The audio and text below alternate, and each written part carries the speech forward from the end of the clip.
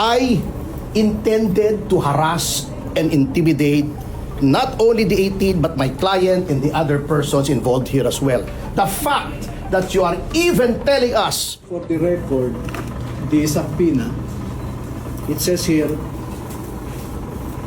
to provide relevant information on the investigation being conducted by this Bureau in relation to the deputation to conduct background investigation and verification from the Office of the Ombudsman on the joint affidavit dated 23 February 2026 of Bernard Tube et al. So it appears on your authority from the Ombudsman that you just want to ascertain the identity of the appliance. But tell us if you want to go beyond your deputization. Just let us know. Of course not po, ano. But yung background investigation and verification will also go beyond mere name and so we will have questions for them pertaining to their background. So you are no longer limited on the ascertainment of the identity of the 18, but you would want to dwell on matters raised in their sworn statement. Definitely, So that's your direction. We will be limited to that only. Which We one? will be limited to the sworn affidavit submitted before the Ombudsman. Yes, that's my Will you be ma'am. allowing us to do that? Objection po doon. Oh, no. Ang worry namin is your authority as deputy of the Ombudsman. Right? Nasa inyo. But if you want to dwell beyond the identity of the affiance, then let us know. Yeah, we are letting you know that. Diba? Because if you want to interrogate them with respect to their affidavit, I am only the single lawyer for the 18, and you will now dwell on their constitutional right to be assisted by counsel of their choice. But just to be clear, no, they are not suspected of committing any offense, no? So hindi po ito custodial investigation. Let me repeat that this is not a custodial investigation, but it's the same. If you want to be present when your clients are interviewed, you are more than welcome to do so. Yes, because that is the source of our confusion, sir, no? Because no less than the head of your office is ubiquitous in media, already saying that 4 of the people are not in fact Marines, 8 of them were not in fact employed by Saldico, and he even said a lot more. Let me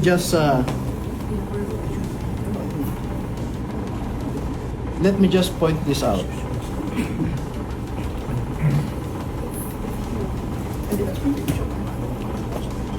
Okay, these are the pervasive assertions of the NBI director.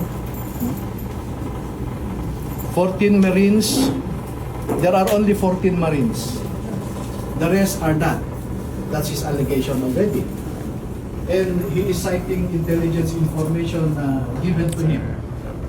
He also said there was a general belonging to class 75 of PMA who recruited this 18, and they were only employed for 2 years. But we are ready to prove that one of them had been working with Zaldico for 9 years, a lot of them for 7 years, 5 years, 3 years, no? And then he even implied something venal or something corrupt on this 18. He said, these 18 have executed their affidavit because of economic reasons.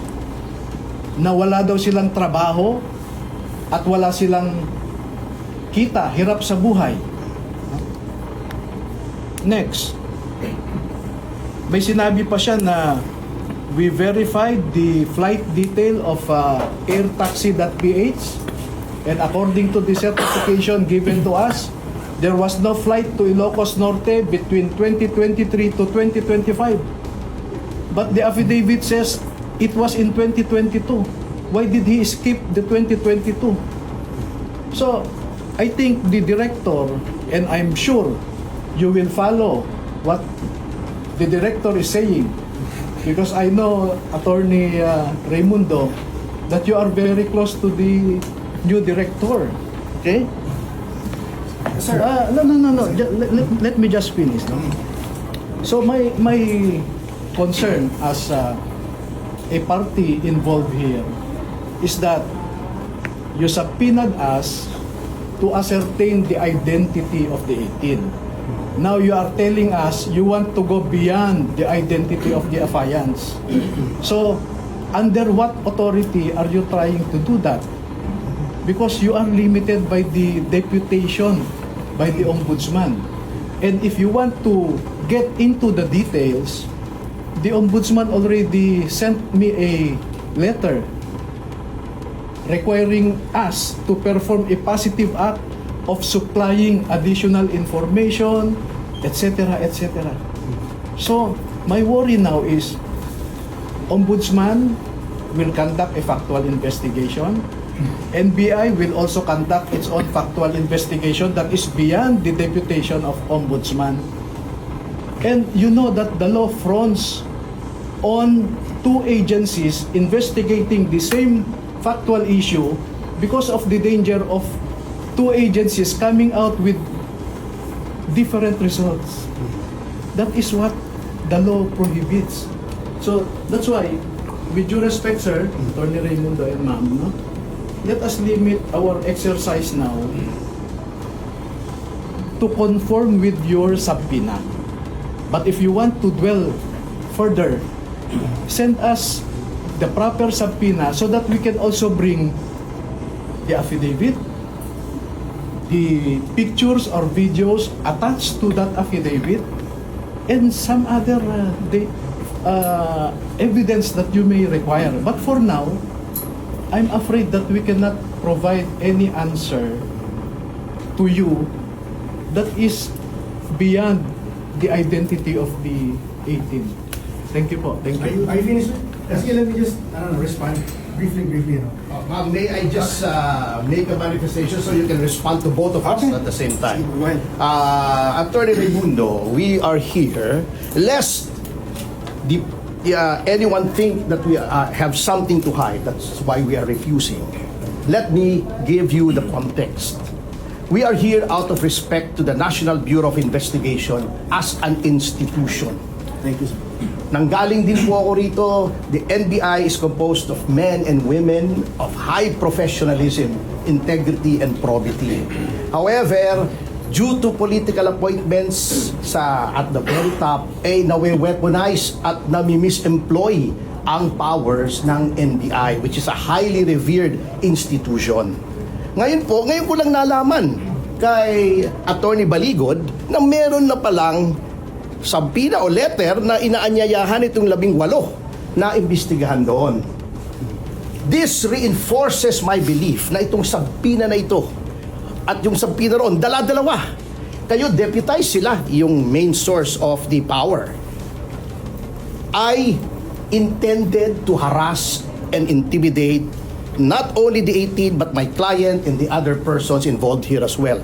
The fact that you are even telling us that they are going to be interrogated one by one in a room is already abuse, because the limits of your power are only within the four corners of your deputization, as Attorney Levy correctly stated, ascertain the background.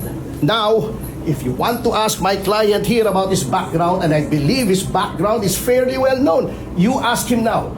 We will not consent to any one-on-one. That those are tactics that everyone knows are intended to intimidate and scare witnesses. We will not consent to that, custodial interrogation or not, because if you want to question him one-on-one, that's already custodial interrogation in anything but name. Huwag na tayong maglukuhan, panyero. Tinatakot nyo lang kami. May question kayo, you're here. He's here now. You ask him. Tapos. Okay. Okay. Alright. Thank you. Sige. Let's respond to that. First off, let me just say na first of all, thank you for recognizing the integrity of the men and women in the NBI. So you have our oath as lawyers and law enforcers that we are impartial. This is a fact-finding investigation. We will go where the evidence leads. All right? Narinig na namin yan eh. Also, I just object to the use of the word interrogation. As I said earlier, hindi po ito interrogation. The individuals subpoenaed today are not suspected of committing any offense. They are subpoenaed as witnesses. And so what we will do is an interview. Okay? Now, we are interviewing them individually for efficiency, to save time. But of course, if Attorney Baligod so chooses, he can accompany the interviewees one by one. We just have to schedule it today. But let me just reiterate that, that we are impartial here. We are just following where the evidence will lead. Okay? So, about the deputization from the Ombudsman, siguro we would just disagree with your assertion na it's limited to simply the identity of the subpoenaed individuals. Hindi po, so the background investigation and verification includes the contents of the judicial affidavit, and other matters. So the NBI has plenary powers to investigate. We've been deputized by the Ombudsman to investigate, and we will do just that. But if you're telling us that you're objecting to answering questions that pertain to the contents of the judicial affidavit, and other matters, then that's noted po. But if it's still okay with you, we'll still proceed with the interview. And then if there are any questions given during the individual interviews that you object to, then you can say so. With you. Overbroad. Sige, banat. That's my point, sir, Magluluhan tayo rito. It says your authority is to conduct background investigation and verification. So whose background are you trying to investigate? Isn't it that the affiant's background is the subject of the subpoena? Because you cannot conduct a background investigation on the facts alleged in their affidavit. It's just a wrong choice of word, if I may. But we are willing to answer your questions. No problem with that, sir. But as I said, I am also, as a lawyer, who believes in the integrity of the institutions that we must protect. What happens now if you will have your own factual report and Ombudsman will also have its factual report? We will submit our factual report to the Ombudsman. Exactly, sir. So why this duplicity in the exercise when Ombudsman itself also will conduct its own factual investigation? Sir, you're questioning the wisdom of the Ombudsman there.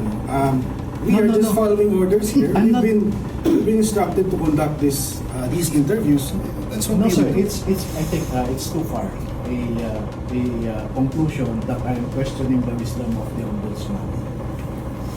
What I'm just saying is, you sent us a subpoena, and we complied with your subpoena. We appeared here, believing that the purpose of the subpoena is to conduct background investigation.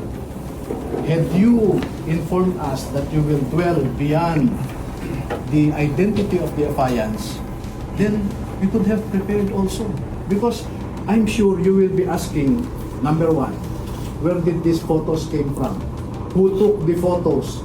Where is the original of these photos stored in your computer equipment, right? Those will be your logical questions. Number two, who recruited you to execute your affidavit? Do you want to answer that now? Okay? Yeah, we are ready. No? Number three, you would want to say, is there anybody, were you paid to execute this affidavit? Those will be your questions. Diba? Who is now providing for your food, for your security, etc. Since when were you employed with Zaldico? Who is this general belonging to class 75 that director had been saying recruited you? We are ready to answer all of those Ma'am, with So, due sir, respect. what do you suggest so we can proceed to that point? Good questions. Maybe you can answer now. Yes, I can. Oh. If you want. But So as what I do you said, suggest, ma'am, ma'am? as What I do you said, suggest, sir? as I said, So at least we can come to an agreement. yes, they send us another subpoena so that, you know, you will be asking where is the original of this picture. They don't have it with them because they were not told to bring it with them. We can always issue another subpoena. No? Just because we issue the subpoenas for today does not Yes. mean we're precluded from issuing one or two in the future. Exactly. Yes. So we can agree. For now, we can establish their identity.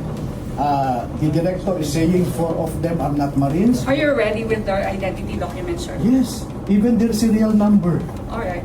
So That's good. yes, ma'am. So identity first, and then if you want to go further, send us subpoena so we can also be prepared to respond to your questions intelligently and promptly. Diba? Kasi pag mag-question kayo ngayon, asan yung original nito? Eh, hindi namin dinala. Sir, what do you exactly suggest so we can come to that agreement? Okay, ma'am. The One. wordings, exactly. If you want, we can work it out.